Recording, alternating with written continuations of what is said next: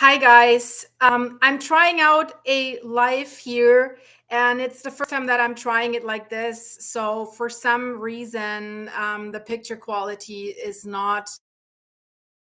I just wanted you to see the eruption behind me. I have to figure this out how I sit so that you can see something. But yeah, what a surprise that this has happened. And guys, I want to just give you a quick update about what was the latest. So Sutnuk's crater series has erupted and Grindavik has been evacuated. The eruption has started at 11:14 this evening in the Sutnuk's crater area. That's an area where we have just seen the earthquakes yesterday, and there was another earthquake swarm happening. There was intense tremors that did started around 11:30, and then it was really rumbling there. And so yeah, let's have a closer look into this. I have to go back and forth here between my live picture that I can see your comments and about what I want to tell you. Hey to Oklahoma. Hey, Rob Kaza. Nice to see you. So this live, don't really look at the picture quality.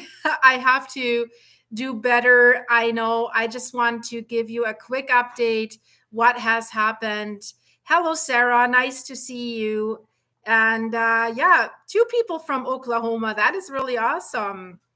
So, yeah, guys, it's been rumbling and the eruption is going. The location is not that bad.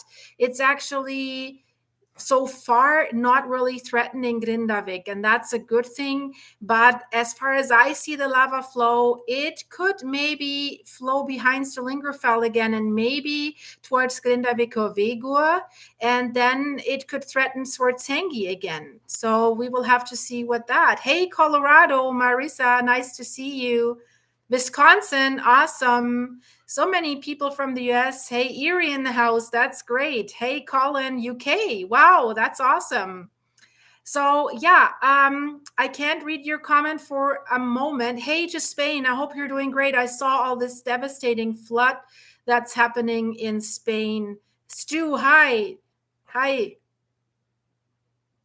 All the places are evacuated, Daisha. Yes, they have evacuated the Blue Lagoon. They have evacuated Grindavik. But they didn't really expect it to happen today. Yesterday, when there was a slight, smaller microseismic earthquake swarm in that area where we see the eruption right now, they were saying, nope, it's still going to be December, probably a Christmas eruption. And this volcano, it's like, nope, I'm doing it right now. Hi, Ruth. Hi, Sarah. Hi, Jess. Well, you're close, right? You can probably see the smoke. Jennifer, Los Angeles. Hi, this is also great. Yeah, Jennifer, the horses will be in the videos very soon. And Scotland, that's absolutely awesome. So, guys, I will get into what the latest news are. So the seventh eruption this year already, and it's the eighth eruption that Grindavik is facing, so to speak, where they have to evacuate. The civil defense has declared the emergency level this evening because of that eruption that has just started. The Coast Guard helicopter has already been in the air and has investigated the location and the size of the eruption, has also been taken pictures of the eruption that I will show you in a later video, not here in the live. So location between Stora Skogfell and Slingerfell. The eruption really has surprised the mayor. Fanna Johansson says that the eruption was a surprise. And he says it has been estimated that there was a minimum of 23 million cubic meters of magma that has accumulated. And they thought that this is a little bit misleading what he says, because we already have 23 million cubic meters in there. And he kind of says that was the amount that he thought was needed for the next eruption. But then everyone was expecting it to be Christmas. So he said he didn't expect it at least till the end of the month, probably later. And he says this shows us how unpredictable nature is. But he also says the locals in Grindavik there are used to being evacuated. They've been doing this for over a year. We've just seen the anniversary, basically November 10th. So 50 to 60 houses have been occupied in Grindavik in the recent nights, and it seems their evacuation went smoothly.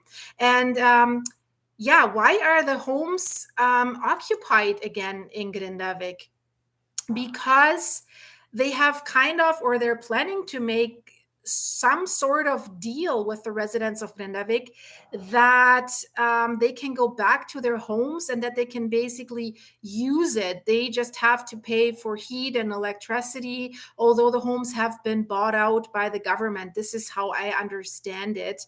Oh, wow. Daisha is just telling us there was a 5.7 magnitude earthquake out in the Greenland Sea this morning. She says, I wonder if that was a factor in an earlier than expected eruption. So we have to see where exactly that is, if that is along any rift zone that is also tearing Iceland apart. But yeah, usually the eruptions that we're seeing here, they're related to how much magma is in that magma chamber that is underneath and the Blue Lagoon. It says you offline your connection and try again. Okay, I just had lost the connection, which was pretty stupid. I'm in downtown Vancouver. I have the highest high-speed internet that there is. So I should not lose the internet connection. Lilu, 1980, everyone has left Grindavik this time. 50 to 60 houses have been occupied and they have been evacuated. Butterfly, nice to see you here. I'm great. You made it. Carolyn, hi. So great to see you guys here. 152 already. So I see there's some night owls in other places. So, okay, let's get back to, I want to give you a little bit more information. So evacuation of Grindavik went smoothly. That's what the mayor says. And he says the people of Grindavik can breathe easy right now since the eruption came so far north. So now Grindavik is not under threat from the direct eruption, but he says now we have to make sure that the lava flow doesn't flow towards the town. And he's right with that. Yeah. What else? There is considerable traffic on the main highway between the Keflavik airport and Reykjavik. That's the road. It's called Reykjanesbraut. You can also see the eruption from there. And yeah, the staff of the Blue Lagoon, they say we've done many evacuations right now, and evacuation performs quite well. And last of the staff were leaving as well. They were the last ones that were leaving. And lava is flowing to the west right now. So that could maybe affect Grindavik-Vegur. That's the access road that is basically going towards Grindavik, but is also used to access the Blue Lagoon and Svartsengi. And we know what it means if the lava flows towards Grindavik-Vegur. That means it could also flow towards the defense walls of the Svartsengi area again and the Blue Lagoon. So what the initial estimates are is that this eruption seems to be a bit smaller than the last eruption. And the magma chamber has basically the same fill level that the last eruption has, but it seems to be smaller. They say the eruption height and the lava that is being spit out there is considerably lower on this fissure than last time. That's what they can see when they flew over with the civil defense helicopter. So they say the exact location is probably somewhere between Store Skogfell and Sillingerfell. So, what else? Let me check. There's a lot of news that we have. The guests that have been staying overnight at the Blue Lagoon, they have to go to other hotels. That's what they're saying. Yeah, I don't think they should bring them back into the Blue Lagoon. So, I'm not saying anymore. You know me, guys. But Blue Lagoon officially says the evacuation went well and the guests have arrived um, in other hotels, and the Blue Lagoon employees have returned home. Then the announcement of the Blue Lagoon also states that they're thanking the visitors for their good understanding, and they're also thanking the employees for their professional work and their responders for their good cooperation. The fissure is right now 2.5 kilometer long, and the southern end of the fissure is at Sillingerfell. And again, it's smaller than the last one, but we have to see. It can always get longer again. Tasmania, Australia, 41 South. Hey, thanks for watching me for over a year. Tasmania is really a cool place. I really, really like it. I have never been there, but believe it or not, for a while I thought, hey, maybe I want to immigrate to Tasmania, and I checked out farms and see if I could bring the horses and everything. Butterfly, thanks. Florida, Katrina, hi. I hope you're doing great. I hope you're all recovering from all these hurricanes. Garlic Man, I am doing great. Mr. Garlic Man, he's one of my supporters from the first hour. He's always been there consistently. So, hi to you. I hope you're doing great. Laura, hi. Laura, yeah, I think I should buy a lottery ticket. Wouldn't that be great? That would be so awesome. Ashara, yeah, those employees must have nerves of steel. Yeah, they had a little bit of a warning time this time, as it sounds. Black Forest. So, Brigitte, are you in Germany? Derbyshire, UK. That is great. Garlic Man, I have one moderator right now. And as far as I see, we don't have any weirdos in here yet. Or maybe they have been deleted already. So far, I can only see nice comments. Ontario, Kaylee, good to see you. Great to see you here in the chat. That's really great. Southwestern New Jersey. That's great. Oh, you need rain. Well, I can send you some rain. It's been really raining a lot here in Vancouver. And we just had that, they call it cyclone bomb last night. It was really, really stormy. So they said it's kind of like a hurricane style wind. But so far on the farm, there's no damage. No trees are down. Everything's looking good. And guys, yeah, if you hear some weird snorting, I don't know if I can show you this. Oh no, I'm losing my mouse. This is Apollo here on the couch. And for the members on my channel, you probably know we had some bad news from Apollo recently. That's my older Westie. He's 13 and a half years old. And he was running around. I just heard that he's breathing out with a little bit of a sound that you can hear. And as I lost his brother at only 10 years to a very aggressive mouth cancer, I went to the vet and I said, well, please check his throat and everything. I'm worried. And he's like, oh, he's breathing fine. I don't hear anything. And I said, I hear something if he's breathing out. And no, he's fine. He just needs the teeth cleaning again and everything. But yeah, I went home. I still heard that. So I started investigating. I was opening his mouth and tried shine light into his throat, and I found another spot there, like as big as a $1 coin, and it's another tumor, I was pretty sure. So I went to that emergency vet where I already took his brother, and they thought that it's something very aggressive and that he probably only has a week or two left to live. So I was really devastated. So that's why I have also made a few less videos. And so now, after CT scan and all that stuff, it's called what is it called?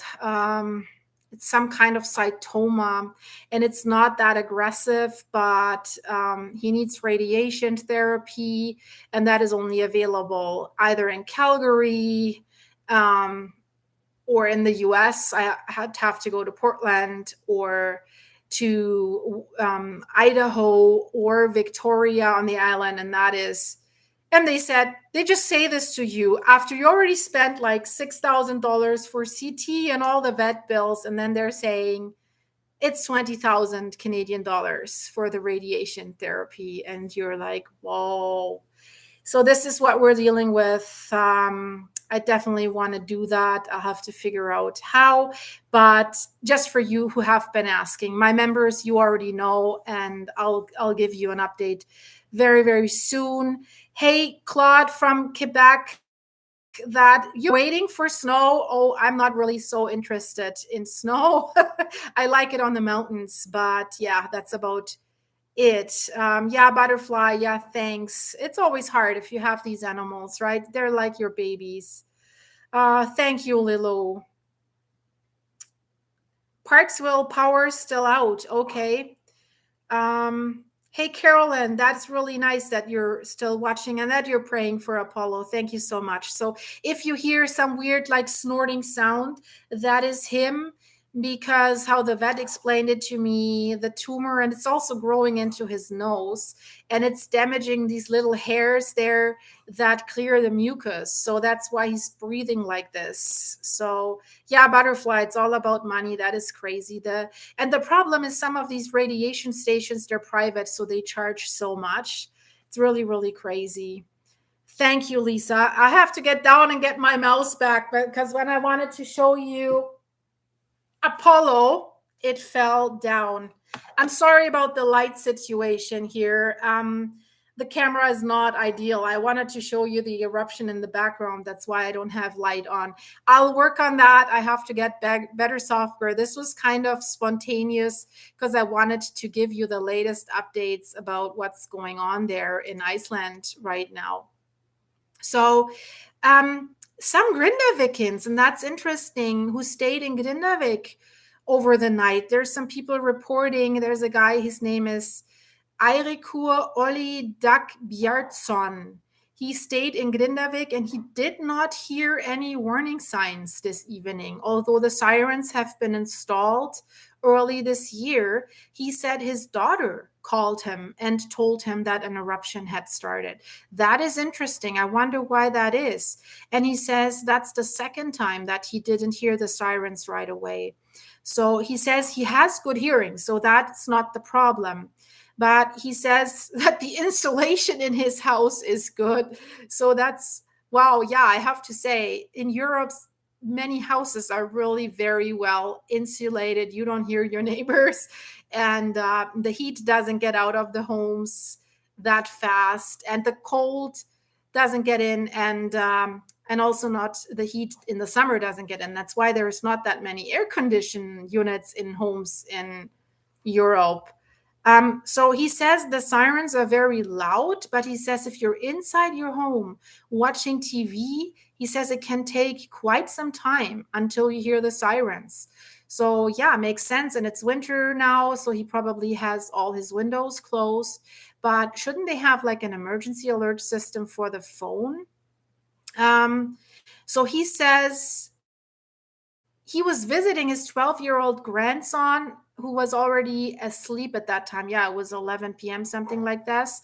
And yeah, so he said then after he heard it, everything was happening very quickly. So interesting. Also, the eruption doesn't seem to reach as far north as last time. Last time they were really worried about Reykjanesbrau, the major highway between the Keflavik airport and the capital Reykjavik, that it would flow there. So as it's much smaller, lava outflow seems to be less than last time. Also, the crack doesn't extend that far in the northern direction. And what else? Lava is still flowing in the direction of Grindavíkurvegur.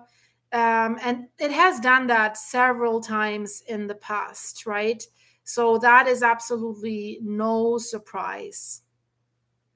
And then we are hearing from Benedict Gunnar of Feixon. He's the head at the Deformation Office at the not at the Deformation Office, the head of Deformation at the Icelandic Meteorological Office.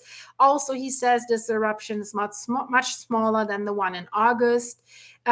He says right now the lava is flowing out with about 1,200 to 1,300 cubic meters per second.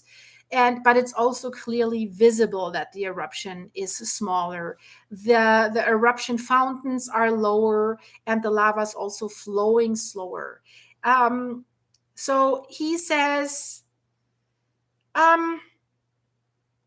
what does he say? Let me check this out.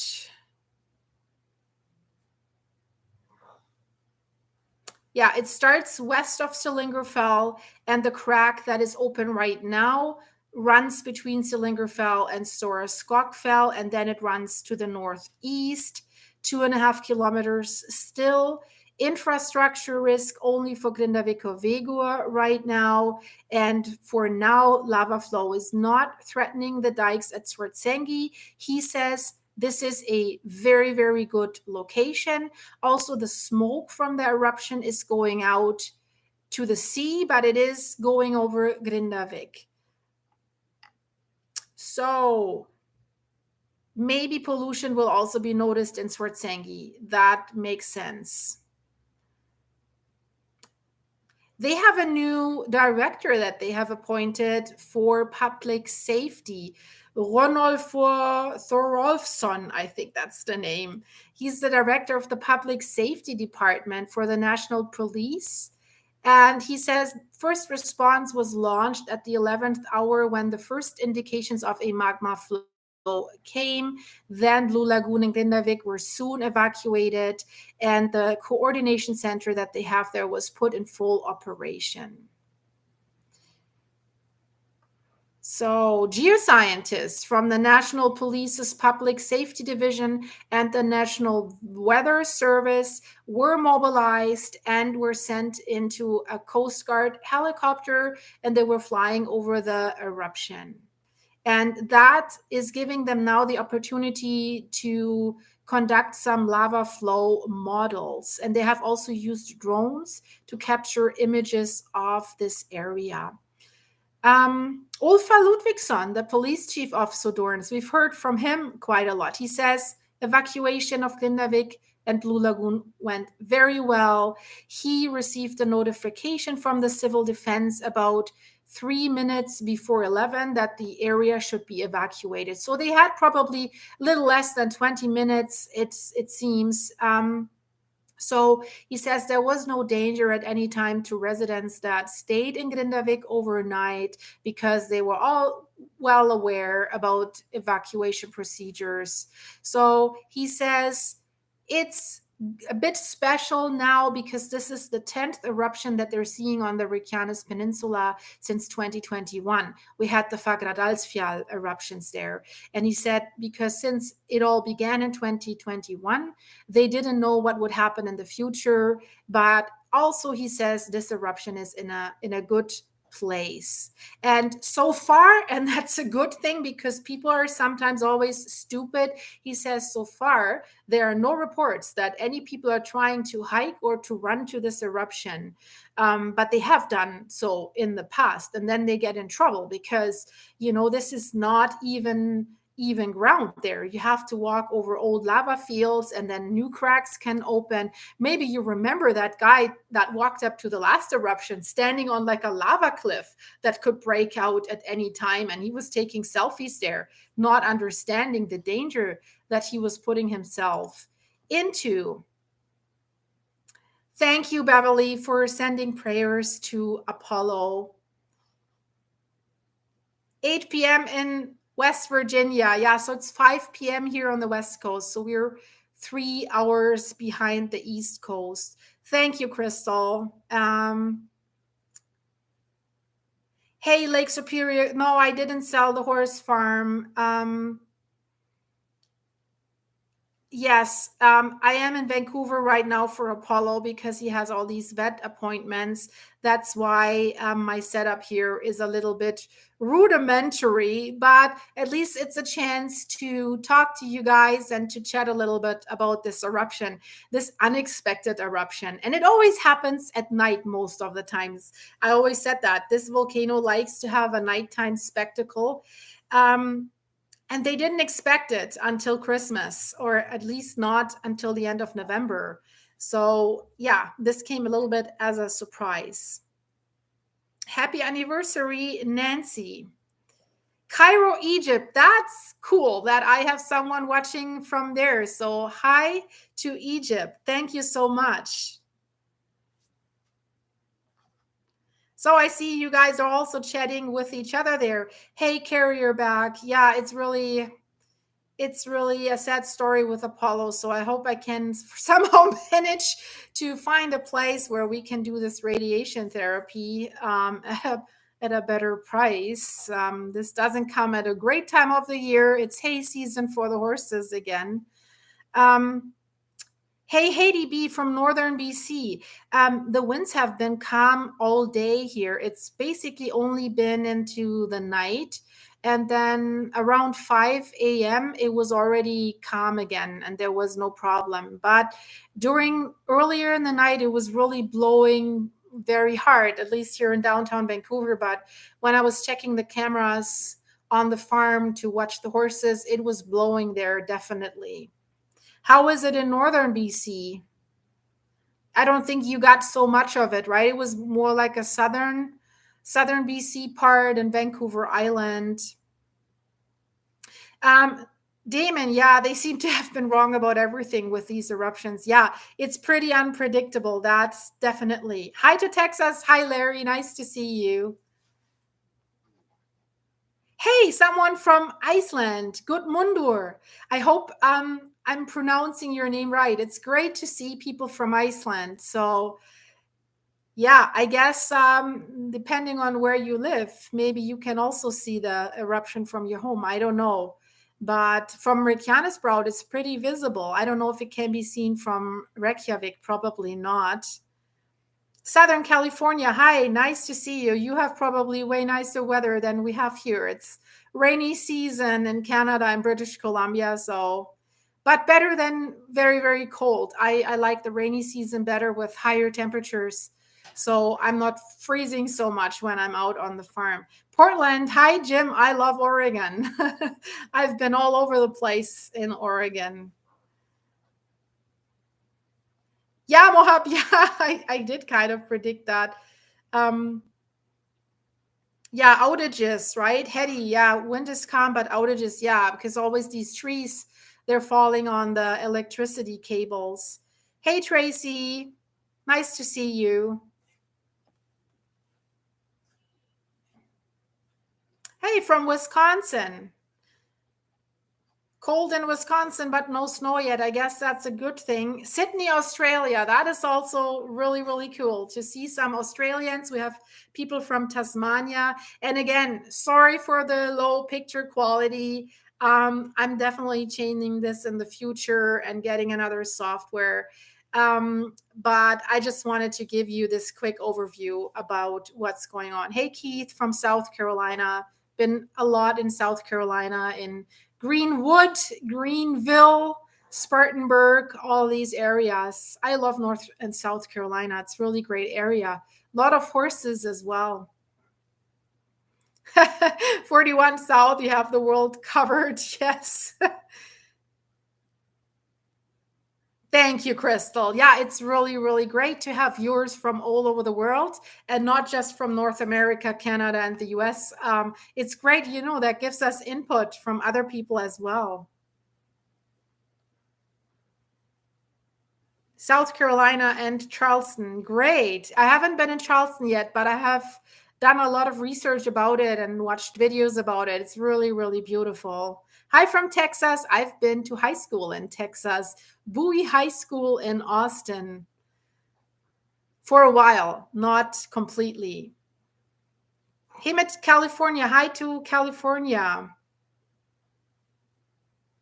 Um, Damon Reinhardt, yeah, there was someone who said that the eruptions would be completely over 2 eruptions ago. That was Thorwaldur Thorwaldson. He said in early spring that he thinks by the end of summer this will be the last eruption. But then he quickly reversed his opinion.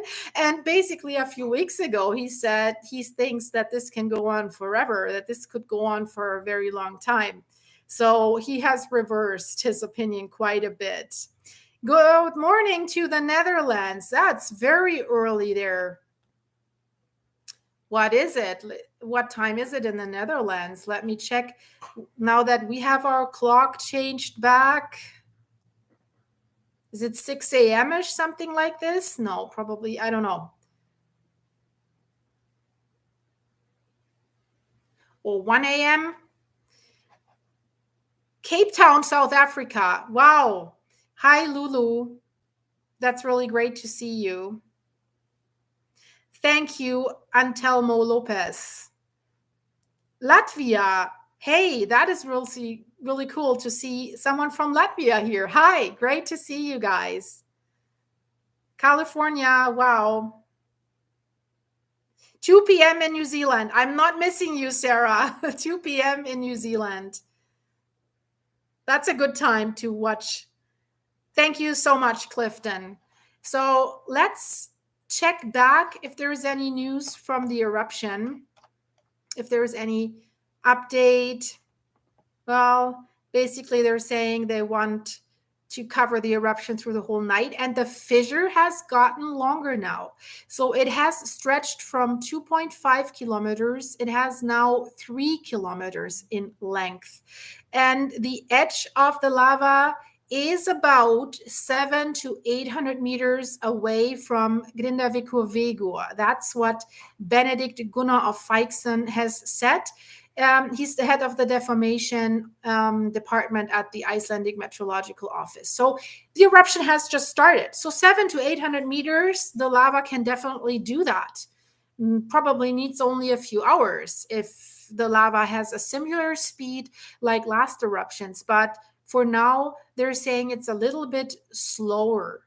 The wind direction, that's what he's saying, is quite favorable because a northerly direction is expected for the next few days. So it looks like the gas pollution will go to the south and out to the sea.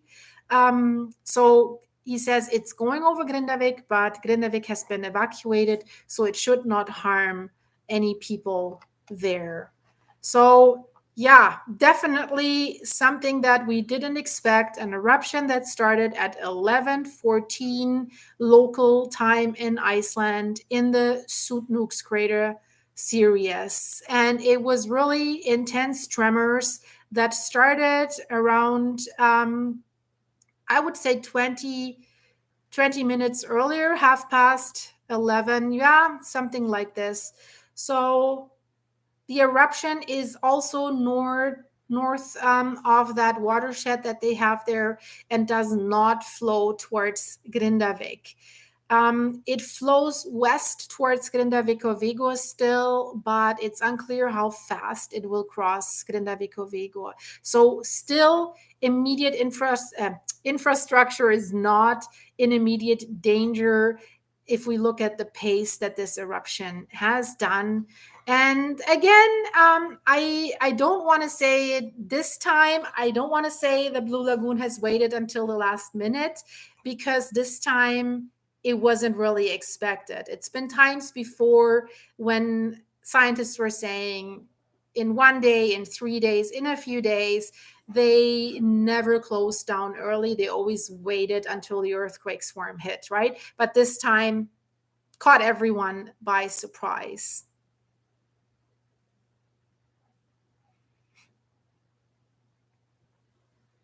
Thank you, Laura, about my accent. Coin Commando, the Blue Lagoon is not in danger as of right now.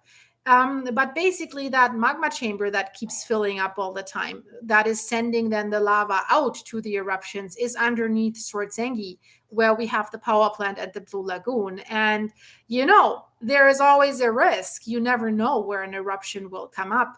So the biggest danger in reality for the Blue Lagoon would be a lava flow, but that takes a little bit of time to flow there, because for now all the eruptions have been in the Sutnuka crater area. But we have seen with other volcanoes that have these reoccurring magma chambers underneath them that fill up, and then the lava flows out, and then they fill up, lava flows out, and then eventually once the events stop and it's not refilling, it collapses. And then we see these craters in volcanoes. So that would be my concern for the Blue Lagoon. But also, we know the magma chamber is only at a depth of around 4 to 5 kilometers. And by expanding, it's lifting, it's rising the land. And then the lava flows out, it's subsiding, and then it's rising and subsiding. So that makes the caprock layer that keeps the lid on a little bit more brittle. We have that problem in Italy, in Campi Flegrei, right? Since the events in the 1980s, that caprock layer has only a third of its strength left. And lava is, or magma, if it's underground, it's still magma, is always looking for the way of least resistance. So if that rocks layers there are getting more brittle and cracking, I don't know, nobody ever says that. Could magma seek a way straight up? Because then Swordsanki would be in a lot of trouble. Hey, Walter, welcome as a channel member. That is really great to see you in my sort of private member section where I give you some behind the scenes videos, what's going on, like the stuff, the sad stuff, unfortunately, with Apollo, but also other stuff. What happens to me in the middle of the night when the horses are out. The horses were just 2 days ago. Another neighbor calls me and he says, I think there's 2 of your horses in my pasture. And I'm like, really? How can that be? But then I remembered he was just the caretaker of that property. The owners are basically never there. So they don't repair their fence, and they have this wire mesh fence, and these wood posts are so rotten and it keeps falling down on my side. And then I keep pounding posts in to stabilize it. But it seems the storm has blown it over again. And I have 2 horses that like to eat a lot. His name is Karastrovsky and Rabin. And they went over there. And boy, were they eating his nice grass. So I had to go and bring them back. There's always something. Yeah, a coin commando. Yeah, it did erupt earlier than anticipated. And you're right. Maybe that's now resulting in the fact that it's going to be a shorter eruption because there's not that much magma in the magma chamber. But it also depends on how quick is it refilling from the deeper magma reservoir, because what could actually happen that we have a balanced flow. So what is coming from the deeper magma reservoir is flowing right out. So then it could last longer, but who knows? Hey, Ellen from California. Well, this type of eruption has happened in Fagradalsfjall, not far from this area, also on the Reykjanes Peninsula. So that's the area that could see these fissure eruptions, right? Because we don't have like a stratovolcano there, like a big cone, like Vesuvius, for example. So that's why these are fissure eruptions. They're usually not that explosive and not that dangerous, but something like in the Bardabunga area, Askia, that could erupt very explosive with pyroclastic flows and stuff like this. Cornwall, England, hello. You're an early bird. Kelsey, thank you so much. Yeah, carry a bag, escaping horses, you always have that. It's just, especially now that we have some winter storms, they're not really bad here, but some branches, some trees fall on the fences, and then the horses take advantage of that right away. And I have these mares, they can smell electricity from very far away. So as soon as the electricity's out, they're out. Coin Commando, yeah, it doesn't look like we will see more fissures opening. It really looks like that this is the one fissure. Now it has expanded to 3 kilometers. Is that How much? What is that? A little less than 2 miles. I'm not good with miles, but hey, Walter or Walter, I don't know. Tollefson, that sounds like Swedish or something. Then it's probably Walter. You have horses too. Well, then you probably know what I'm talking about. Tracy, a Clyde. Wow, yeah. Yeah, with Clydes, they can tear down fences pretty easily. They're strong, but they're usually more um, not as, how can I say, they're more gemütlich, you say in German. Now don't find the words. They're more relaxed, right? They probably don't run around like crazy in the neighbor's field.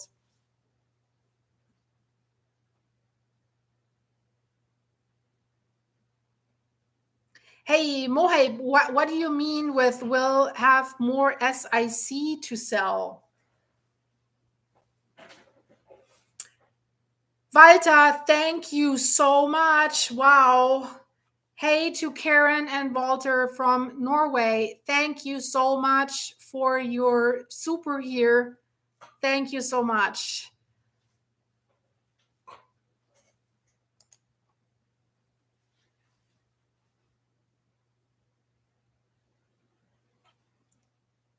Oh, your Clyde spooked and ripped the metal stairs from the front of your barn. Guys, if you don't have horses, this is what they do. But then we can only be happy if they don't injure themselves because they're very good at that. And I have one horse that's my escape artist. And guys, honestly, I saw he escaped, and of course, the other ones escaped as well, but still on my property. But I was wondering, where is he? Because I found all the other ones. And then near my outdoor arena, I found traces of a plastic manure fork that was really leaning on the hay shelter away from any horses to reach. But that was destroyed, and just pieces of that fork. And I'm like, what's going on? So he must have run there somehow, stepped on the manure fork, have moved like the pole that's on it. And then I was finding him at the very back of a pasture, and he was just standing there looking normal. And I was like, yeah, but I have a feeling something's happening. So I was starting to check it on him.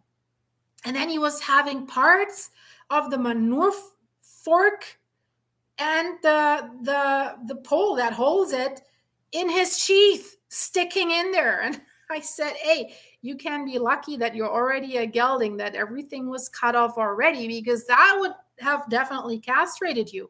But then he was standing there, this sticking. I was like, geez, right? But I mean, it could have gotten worse. It wasn't even bleeding. That was the interesting part. But he carried that about 3 kilometers all over the property running around, and it did stick in there. So that's really what they're doing.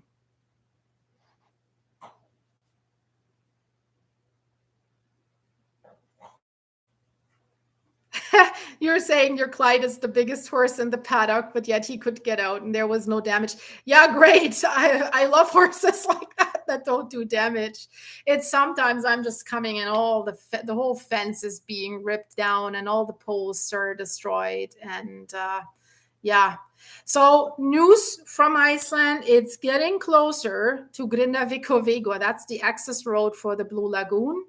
And of course, the power plant. But I have to tell you, they don't have that much personnel in the power plant anymore. So when these eruptions started and, the lava flows over Grindavik all the time, they started setting up a remote office where they can control the power plant. So this doesn't really affect them.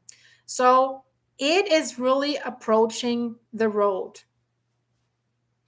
Other than that, there is not too much new information that I could give you so far. Let me just check the Icelandic Meteorological Office again, if they have released some update. But interestingly enough, they're usually always the slowest with their updates. They always say news will be updated, but then it takes like hours. So they don't really have a live update stream, so to speak.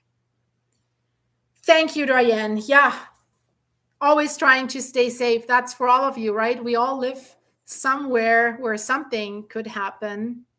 Tennessee, beautiful. Hey, Mary. Yeah, Judy, naughty horse. Yeah, Kelsey, they evacuated everyone from Swartsengi and from Grindavik. Hey, Richard in Maine.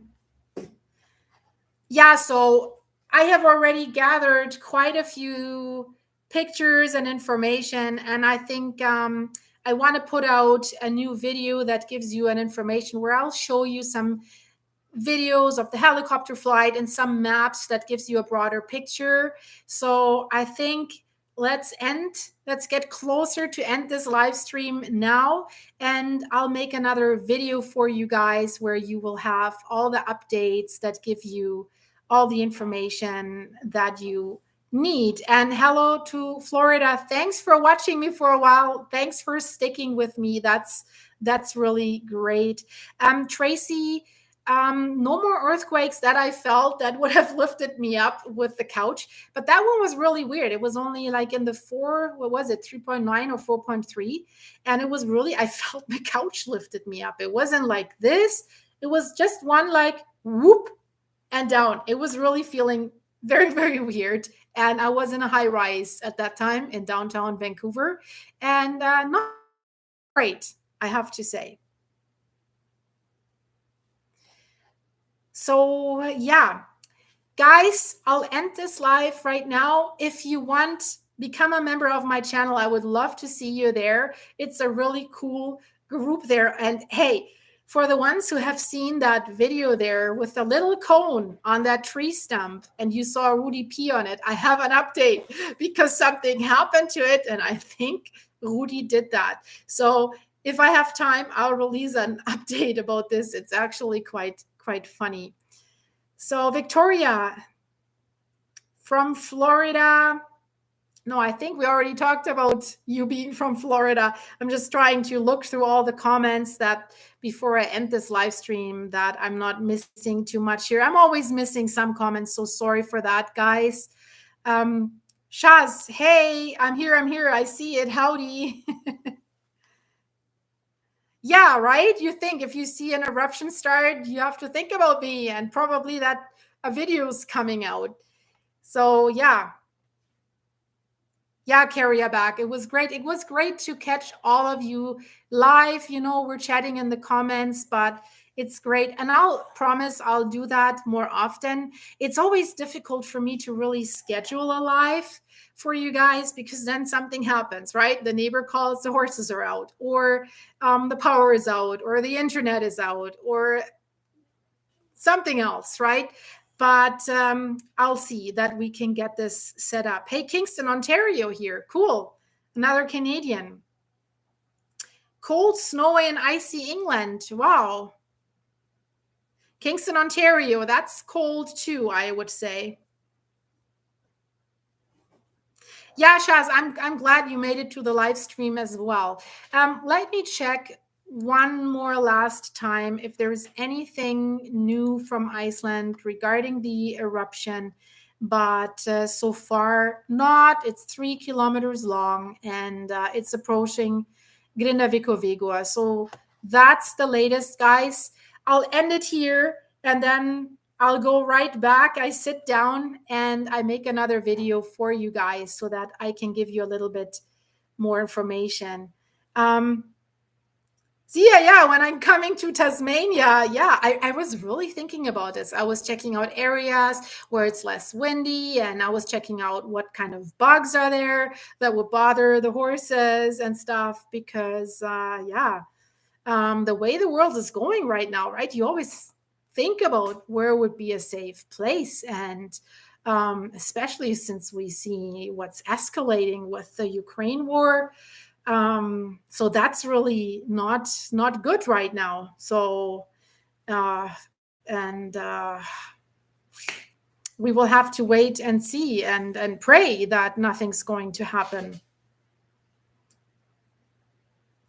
Yeah, Ange, it's heartbreaking to let your animals go, right? I recently saw a post. Yeah, on social media, I think it was Elon Musk's mother. I saw that, and she basically said, "You have 10 beautiful years with your doggies, then you have 2 years of vet bills, and then it's absolute devastation." And yeah, so I'm always unlucky. I never have 2 years of vet bills. I have the vet bills in a week or two, and then the devastation comes. But for Apollo this time, if I can make that happen, that I somehow can get that radiation done, they say that he will have a normal life expectancy after that. So it's not palliative. So that is kind of hopefully good. So we will have to see. It's all pretty fresh, so I don't have definitive information for that. Thank you so much, Carrier Back, and thank you so much for your support, for supporting this channel, for watching my videos, for leaving me these beautiful comments, and for just forming this beautiful community that we have there. And yeah, I really appreciate all you guys, and I really cherish what you guys have done to this channel, how far you brought up this channel. I would have never imagined to have that many subscribers. So thanks to you guys. Thank you so much. And yeah, I'll update you very, very soon. And oh gosh, Carrier Back, I'm so sorry you lost your German Shepherd. And it's heartbreaking. For those of you who have pets and animals, you know what we're talking about. And for those that haven't, it's not just a dog or a pet or a cat. They're family members, right? You love them, and this should not sound crazy. We're not crazy, but you love them like your own children, right? It's very, very tough. And so yeah, my heart goes out to all of you who have lost someone in this world. It's always hard. And yeah, what can I say? Thank you so much, Chaz. Yeah, Carrier Back. I had a Westie that loved sailing. Whenever I was sailing, he knew exactly when I was turning that he had to go to the other side. I automatically he did that, right? He knew where it was safe, and he did swimming and everything. He once fell off the boat when there was a swan swimming coming to the boat, and then he was, what's going on with that internet connection? I'm paying $150 a month for that internet. So it's a mobile internet. So yeah, he was leaning over the boat, and then he lost balance and he fell in. And then I jumped in right away because I wanted to save him from that very aggressive swan. So since then, he wasn't really amazed by water anymore. Yeah, thank you so much, Chaz. And thank you so much, oh, I have Clifton. You're coming from Dutch. Has anyone seen him lately? Well, I have seen his videos, his lives. So I've never seen him personally. So yeah, thanks for all the people that were coming over from him that he sent over. That was really great.